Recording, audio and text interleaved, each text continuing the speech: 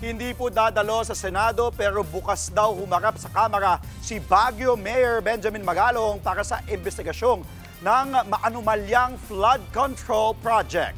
Yan po ay para raw patunayan ang kanyang mga alegasyon sa mga kongresista na kumikickback umano sa flood control projects.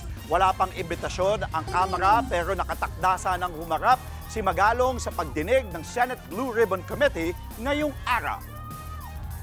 Well, doon ang gera eh. Doon ang battlefield.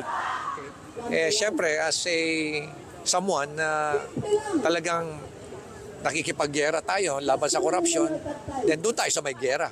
Hindi naman tayo pwede pumunta doon sa non-conflict areas.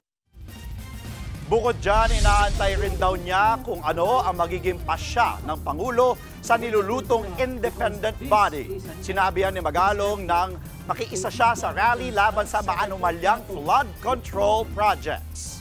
Mga kapatid, Andre Felix po, manatiling may alam pagdating sa mga mahalagang balita sa loob at labas ng bansa. Mag-follow at mag-subscribe na po sa social media pages ng News 5.